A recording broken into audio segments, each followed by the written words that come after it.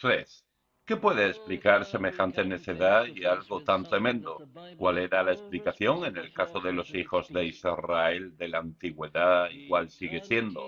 ¿Por qué los hombres insisten en rechazar un camino de salvación que puede darles todo lo que necesitan e infinitamente más? ¿Por qué la humanidad sigue destruyéndose a sí misma de ese modo y desgracia? ¿Por qué la humanidad sigue destruyéndose a sí misma de este modo y rechazando al Todopoderoso al hacerlo? Las razones son, por desgracia, demasiado evidentes y obvias, y muestran la sutileza del pecado y la terrible perversión que ha introducido en la naturaleza humana. Aquí tenemos algunas razones. Una es que los israelitas vieron con claridad que aceptar el ofrecimiento de liberación y salvación de Dios implicaría forzosamente admitir y confesar la verdadera causa y naturaleza de sus problemas y dificultades. Allá, en los primeros tiempos de su historia, Dios les había dicho que si le desobedecían se producirían ciertas consecuencias, pero que si le llamaban y volvían a Él, los liberaría. Para aceptar el ofrecimiento de salvación y liberación por parte de Dios debían simplemente reconocer lo que habían hecho. Pero eso era precisamente lo que no estaban dispuestos a hacer. Se habían apartado de Dios y su verdad y habían adoptado otros dioses y religiones que creían mucho mejores y superiores. ¿Habían de confesar ahora que todo eso era erróneo? Ciertamente se encontraban en apuros y en terribles dificultades, y la salvación y liberación serían bien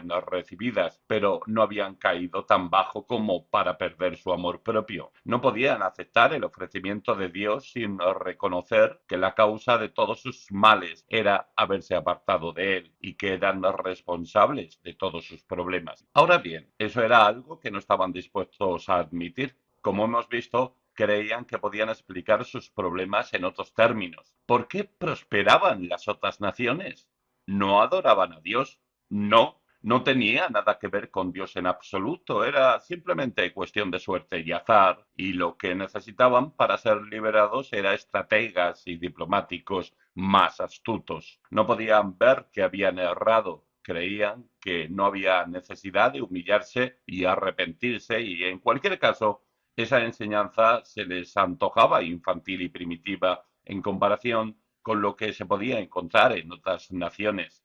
No, no iban a confesar a Dios su pecado, no iban a decir que todos sus problemas eran directamente achacables a sí mismos y a sus propias acciones. Deseaban la salvación y la liberación, pero no al precio de reconocer su pecado y confesar su iniquidad ante Dios. El género humano sigue siendo así. Que está desesperadamente necesitado de ayuda se puede ver en la proliferación de sectas y movimientos y en las estrategias de los hombres en su intento de encontrar paz y liberación. ¿Por qué no acepta entonces el Evangelio? El Evangelio que ha proporcionado eso y mucho más a innumerables almas. El orgullo sigue siendo la causa del problema. Queremos consuelo, anhelamos la salvación, pero preferimos seguir sufriendo antes de reconocer nuestro verdadero problema. Nos gustan los ofrecimientos de salvación que nos dicen que más que pecar, se peca contra nosotros, que se compadecen de nosotros y nos dicen que hemos sufrido durante mucho tiempo sin merecerlo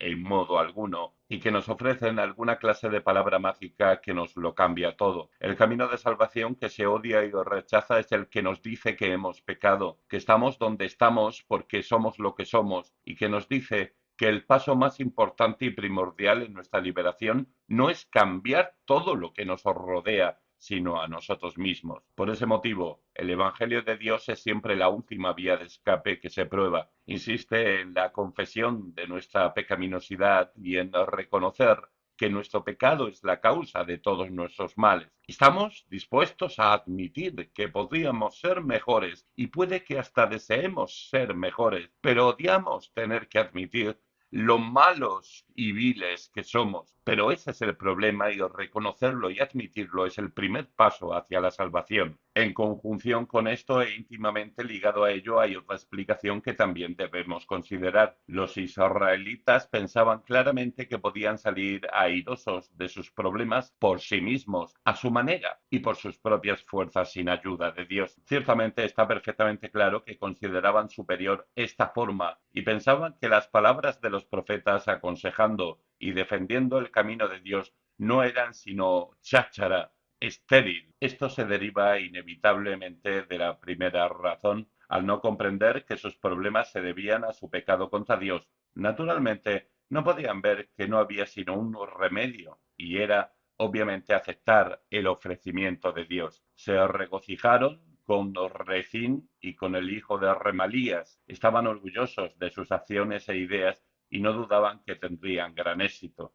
A pesar de los innumerables fracasos del pasado, aún confiaban en sus métodos e ideas y se aseguraban a sí mismos y entre sí que todo iría bien. La humanidad sigue confiando en que puede curar sus propios males, tanto personales como nacionales e internacionales. No hay nada más extraordinario en el pecado que el apasionado optimismo que genera en sus seguidores. Continúan persiguiendo la felicidad, la paz y el éxito en la vida, confiando siempre en que están a punto de alcanzarlos, quebrantan las leyes de Dios una tras otra, se retractan de sus propias teorías y solemnes votos arrojando su coherencia por la borda. No les importa lo que sea mientras parezca una esperanza de liberación, una esperanza de paz y felicidad. Se regocijan en toda la confusión moral moderna y en sus contemporizaciones, creyendo que son superiores a todo lo que les ha precedido y que han descubierto la forma de resolver los problemas de la vida. La humanidad, a pesar del paso de los siglos,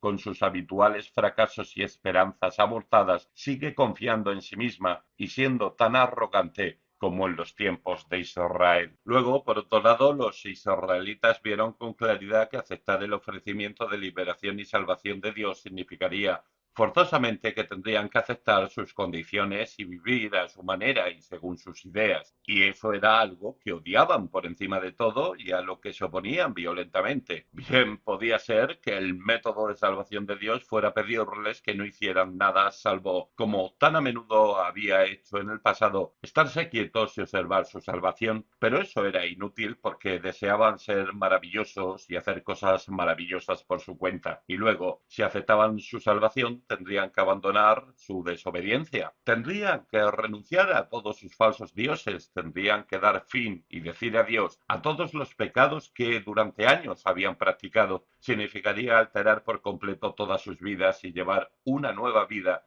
que les parecía aburrida, poco inteligente e interesante. No, era un precio demasiado elevado por la liberación. Deseaban la liberación, eran inmensamente infelices y estaban ciertamente alarmados por la situación, pero a pesar de eso, si cualquier cosa les parecía mejor que vivir una vida piadosa y someterse a la mano guiadora de Dios, permítaseme decir esto a su favor, al menos eran lógicos y veían claramente la condición para la salvación, de una forma en que muchas personas no parecen verla en la actualidad. Hay muchos que hablan del amor de Dios confiando en lo que denominan el camino divino de salvación, que parecen pensar que eso significa que pueden seguir viviendo como les plazca, mientras crean en Dios y en su Hijo Jesucristo. Aquellos judíos tenían las cosas más claras.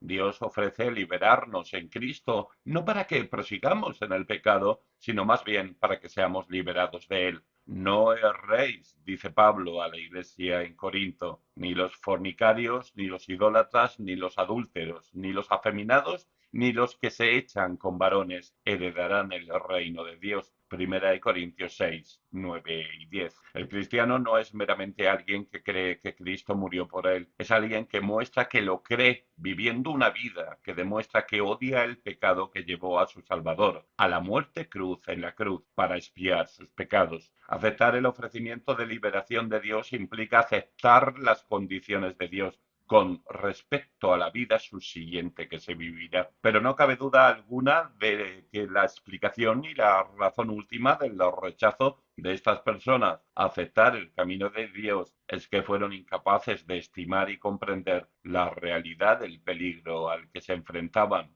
Ese fue siempre el problema de Israel. Nunca creyeron realmente la advertencia. Considerémosles en toda su historia. No creyeron a Noé, pensaron que estaba loco. No creyeron a Lot e hicieron que se quedara en Sodoma hasta que casi fue demasiado tarde. Cuán a menudo se mofaron de la autoridad de Moisés y desatendieron completamente sus mandamientos y advertencias. Siempre hubo este problema y salió a la luz aún en la vida de Salomón con toda su sabiduría. Y al ir avanzando, la historia se fue haciendo más evidente. Se burlaron de Isaías, intentaron matar a Jeremías. Palabras de muchos de los siervos de Dios sonaban completamente necias y ridículas a sus oídos. Creían que era preciso hacer callar a aquellos hombres para que no afectaran a la imaginación del pueblo y asustaran a los más analfabetos. Se rieron de la advertencia de la destrucción que estaba a punto de sobrevenirles. Siempre creyeron que podían dar una explicación a estas advertencias y que ciertamente jamás llegarían a materializarse. Su propia historia estaba completamente en contra de semejante engaño, pero siguieron creyéndolo. La situación sigue siendo así hoy en día. Sin el menor ápice de evidencia que les apoye, los hombres siguen afirmando confiadamente que no existe tal cosa como el juicio, que no existe tal estado como el infierno y que, independientemente de lo que un hombre sea aquí, todo le irá bien al final. Se deja a un lado la enseñanza de la historia, se deja a un lado la propia palabra de Jesucristo, el Hijo de Dios. Los hombres no pueden creer. Dicen que las amenazas de la Escritura, tanto en el Nuevo Testamento como en el Antiguo, lleguen a materializarse. Prosiguen así con su camino y rechazan el ofrecimiento de salvación de Dios en Jesucristo. Es precisamente aquí donde los escritos de estos profetas cobran su mayor importancia como historia. Isaías predice aquí que debido a que el pueblo había rechazado el ofrecimiento de Dios y había confiado en Rezín y el hijo de Remalías, llegaría una súbita y terrible destrucción que caería sobre ellos de manera clara y cierta. ¿Qué sucedió? Todo se cumplió, literal y exactamente como se cumplieron todas las predicciones de los profetas y como se cumplió la predicción que hizo nuestro Señor de la destrucción de Jerusalén. ¿Dices que no crees en el castigo y la retribución? ¿Es tu palabra contra la palabra de Dios? ¿Estás confiado y seguro y piensas que la escritura es infantil y pueril? Que está bien, piensas, para asustar a las personas en el pasado, pero no a los avanzados ciudadanos del siglo XX. Mi respuesta es simplemente esta. Toda carne es como hierba y toda la gloria del hombre flor de la hierba. La hierba se seca y la flor cae, mas la palabra del Señor permanece para siempre. Primera de Pedro 1:25. Cuarto, pero no puedo dejarte así. Quiero hacerte un llamamiento porque valoro tu alma inmortal y deseo su salvación del desastre y de la condena. Y quiero hacerlo simplemente mostrándote antes de terminar la gloria y la maravilla del camino de salvación que ofrece Dios. El pecador no puede verlo a causa de su ceguera. Le parece fastidioso y desagradable porque está pervertido. Oh, qué tragedia que los hombres rechacen la salvación que es tan gloriosa y maravillosa. ¿Tienes problemas? ¿Eres consciente siquiera remotamente de tu necesidad? ¿Eres infeliz y estás angustiado? ¿Encuentras difícil y casi abrumadora la batalla de la vida? ¿Has venido aquí esta noche porque estás casi al límite en algún aspecto u otro, con un pecado o problema personal o con algo más general? ¿Tienes miedo de la muerte y la vida futura? No importa cuál sea tu situación, escucha el Evangelio. Primero, está a tu alcance. Israel no tenía necesidad de salir de Jerusalén y de los confines de su propia tierra. A Rezín y el hijo de Remalías para firmar alianzas y encontrar ayuda. El Dios que les había llevado a Jerusalén, que les había sostenido allí y que siempre había estado con ellos, seguía ofreciéndoles su ayuda allí. Ese es siempre uno de los aspectos más gloriosos del Evangelio. Nos llega exacta y precisamente a donde estamos. El problema estaba en Jerusalén. La salvación ofrecida también estaba en Jerusalén, representada en las aguas de Siloé que se mencionan en el texto. Querido amigo, no te hace falta buscar, indagar o viajar lejos. El Evangelio de Jesucristo viene a ti exactamente donde estés. ¿Estás en las cloacas del pecado? Va allí. ¿Tienes roto el corazón y estás asustado? También va allí. No hace falta que te muevas. Donde estás, allí se encuentra a tu lado Jesucristo, el Hijo de Dios. Solo te pide que le mires. El lugar y el momento no importan. Donde quiera y cuando quiera que le necesites, está siempre allí. Vuélvete a Cristo. 2. Es también un camión de salvación sencillo y humilde. El pueblo rechazó las aguas de Siloé que corren mansamente. Qué tranquilo y despejado es el camino de Dios en comparación con el del hombre. Los hombres creen en ejércitos y batallones, en organizaciones, en actividad y movimiento, y su forma de vida corresponde a eso. La liberación de Dios es simple, sencilla, en términos comparativos, tal como demuestra la historia del Antiguo Testamento por todas partes y como vemos de manera suprema en la cruz de Jesucristo. No clamó ni gritó, no quebrará la caña cascada, ni apagará el pábilo que humeare. Isaías 42:3, y salva por medio de su muerte en la cruz. No sorprende que el mundo en su sabiduría lo considerara locura. Siempre lo ha hecho y sigue haciéndolo. Pero esa es la verdad. Gracias a Dios, el camino de salvación es sencillo, tan sencillo que está abierto a todos. No es elevado y difícil para que solamente los eruditos puedan comprenderlo y alcanzarlo. No nos pide hacer lo imposible, sino que nos dice que Cristo lo ha hecho todo por nosotros y lo único que tenemos que hacer